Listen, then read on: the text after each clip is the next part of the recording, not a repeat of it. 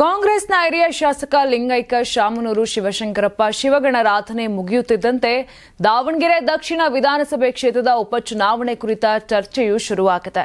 ಕಾಂಗ್ರೆಸ್ ಅಭ್ಯರ್ಥಿ ಯಾರಾಗಬಹುದೆಂಬ ಕುತೂಹಲ ಗರಿಗೆದರಿದೆ. ಪ್ರಸಕ್ತ ಸರ್ಕಾರದ ಆಡಳಿತಾವಧಿ ಇನ್ನೂ 2.5 ವರ್ಷ ಇದೆ.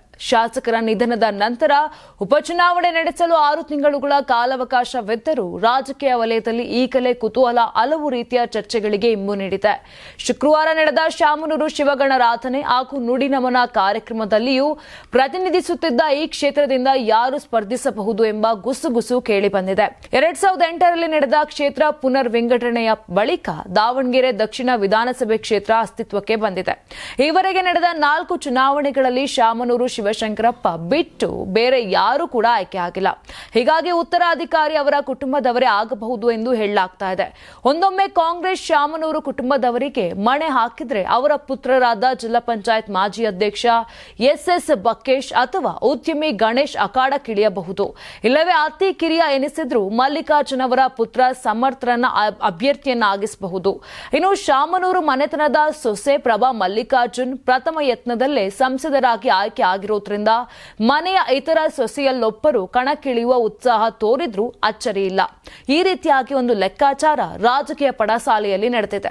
ಇನ್ನೊಂದೆಡೆ ದಾವಣಗೆರೆ ದಕ್ಷಿಣ ಕ್ಷೇತ್ರದಲ್ಲಿ ಮುಸ್ಲಿಮರ ಪ್ರಾಬಲ್ಯ ಹೆಚ್ಚಾಗಿದ್ದು ಅಲ್ಲಿ ಮುಸ್ಲಿಮರಿಗೆ ಟಿಕೆಟ್ ಕೊಡಬೇಕೆಂಬ ಒತ್ತಡ ಬಹು ವರ್ಷಗಳಿಂದ ಕಾಂಗ್ರೆಸ್ ಮೇಲಿದೆ. ಆದರೆ ಇದು ಬಾಕಿ ಉಳಿದ ಕೇವಲ 2.5 ವರ್ಷಗಳ ಅವಧಿಗಾಗಿ ನಡೆಯುವ ಉಪಚುನಾವಣೆ ಆಗಿರೋದ್ರಿಂದ ಶಾಮನೂರು ಕುಟುಂಬದವರಿಗೆ ಟಿಕೆಟ್ ನೀಡಿ ಅನುಕಂಪದೊಂದಿಗೆ ಕ್ಷೇತ್ರವನ್ನ ಸುಲಭವಾಗಿ ಗಟ್ಟಿಗೊಳಿಸಿಕೊಳ್ಳುವ ಆಲೋಚನೆಗೂ ಕಾಂಗ್ರೆಸ್ ಮುಂದಾಗಬಹುದು ಎಂಬುದು ರಾಜಕೀಯ ವಿಶ್ಲೇಷಕರ ಅಂಬೋಣ. ಕಾಂಗ್ರೆಸ್ನಲ್ಲಿರುವ ಶಾಮನೂರು ಕುಟುಂಬದವರಿಗೆ ಟಿಕೆಟ್ ನೀಡಿ ಕುಟುಂಬದ ಆಪ್ತರೆನಿಸಿಕೊಂಡಿರುವ ಅನುಕಂಪದೊಂದಿಗೆ ಕ್ಷೇತ್ರವನ್ನು 2ನೇ ಹಂತದ ವಿವಿಧ ಸಮುದಾಯಗಳ ಗಟ್ಟಿಗೊಳಿಸಿಕೊಳ್ಳುವ ಮುಖಂಡರು ಕ್ಷೇತ್ರದ ಮೇಲೆ ಕಣ್ಣಿಟ್ಟಿದ್ದಾರೆ. ಕೆಲವರು ಹಿಂದಿನ ಚುನಾವಣೆಗಳಲ್ಲಿಯೂ ಅಪೇಕ್ಷೆ ವ್ಯಕ್ತಪಡಿಸಿದ್ದು ಅವರಿಗೆ ಮನ್ನಣೆ ಸಿಕ್ಕಿರಲಿಲ್ಲ. ಈಗ ಅವರು ಸಹ ತಮಗೂ ಒಂದು ಅವಕಾಶ ಕೊಡಿ ಎಂದು ಕೇಳಲು ಅಣಿಯಾಗಿದ್ದು ಇದಕ್ಕಾಗಿ ಬಹಳಷ್ಟು ಪ್ರಯತ್ನವನ್ನ ನಡೆಸುತ್ತಿದ್ದಾರೆ. ಪಕ್ಷ ಯಾರಿಗೆ ಹಾಕುತ್ತೆಂದು ಕಾದು ನೋಡಬೇಕು. ಇನ್ನು ಶಾಮನೂರು ಶಿವಶಂಕರಪ್ಪ ಅವರ ಬಳಿಕವಾದರೂ ದಾವಣಗೆರೆ ದಕ್ಷಿಣ ಕ್ಷೇತ್ರವನ್ನ ವಶಪಡಿಸಿಕೊಳ್ಳಲು ಹೊಂಚು ಹಾಕಿ ಕುಳಿತಿದೆ. ಈ ಕ್ಷೇತ್ರದಲ್ಲಿ ಶಾಮನೂರು ಮನೆತನದ ರಾಜಕೀಯ ಕೊಂಡಿ ತಪ್ಪಿಸಲು ತೆರೆಮರೆಯಲ್ಲಿ ನಾನಾ ತಂತ್ರಗಾರಿಕೆ ನಡೆಸಿದೆ.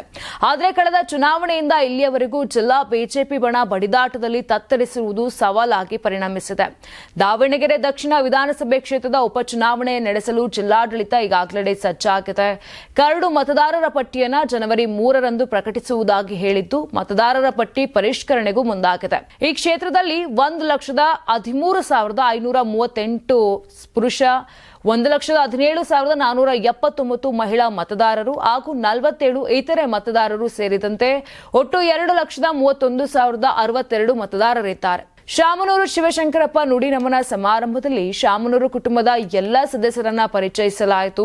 ಈ ಸಂದರ್ಭ ಶಾಮನೂರು ಅವರ 2ನೇ ಪುತ್ರ ಉದ್ಯಮಿ ಎಸ್ ಗಣೇಶ್ ರಾಜಕಾರಣಿಗಳಂತೆ ಸಭಿಕರತ್ತ ಕೈಬೀಸಿ ಗಮನ ಸೆಳೆದ್ರು. ಇದನ್ನು ಕಂಡ ಸಾರ್ವಜನಿಕರು ಅವರೇ ಟಿಕೆಟ್ ಗಿಟ್ಟಿಸಲು ಮುಂಚೂಣಿಯಲ್ಲಿ ಇರಬಹುದು ಅಂತ ಗುಮಾನಿಯನ್ನ ವ್ಯಕ್ತಪಡಿಸಿದ್ರು. ಕರ್ನಾಟಕ ಟಿವಿ ಮತ್ತು ಆಡ್6 ವತಿಯಿಂದ ಸಂಕ್ರಾಂತಿ ಹಬ್ಬದ ಪ್ರಯುಕ್ತ ರಾಜ್ಯ ಮಟ್ಟದ ರಂಗೋಲಿ ಸ್ಪರ್ಧೆ, ಬೆಂಗಳೂರು ಸೇರಿದಂತೆ ರಾಜ್ಯದ ಹಲವೆಡೆ ಸ್ಪರ್ಧೆಯಲ್ಲಿ ಭಾಗಿಯಾಗಿ ಆಕರ್ಷಕ ಬಹುಮಾನ ಗೆಲ್ಲಿ. ಹೆಸರು ನೋಂದಾಯಿಸಲು ಕರೆ ಮಾಡಿ 9113549531. ತಾಲೂಕು, ಜಿಲ್ಲಾ ಮಟ್ಟ ಹಾಗೂ ಬೆಂಗಳೂರಿನಲ್ಲಿ ಏರಿಯಾವಾರು ಸಂಕ್ರಾಂತಿ ರಂಗೋಲಿ ಸ್ಪರ್ಧೆ. ಅರ್ಹತಾ ಸುತ್ತಿನಿಂದ ಗ್ರ್ಯಾಂಡ್ ಫಿನಾಲೆ ತನಕ ಪ್ರತಿ ಹಂತದಲ್ಲೂ ನಗದು ಬಹುಮಾನ.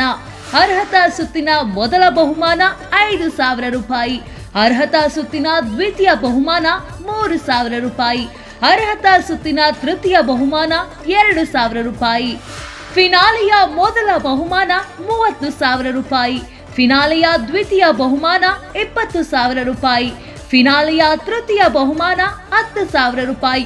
ಒಟ್ಟಾರೆ 5 ಲಕ್ಷ ನಗದು ಬಹುಮಾನ ವಿತರಣೆ.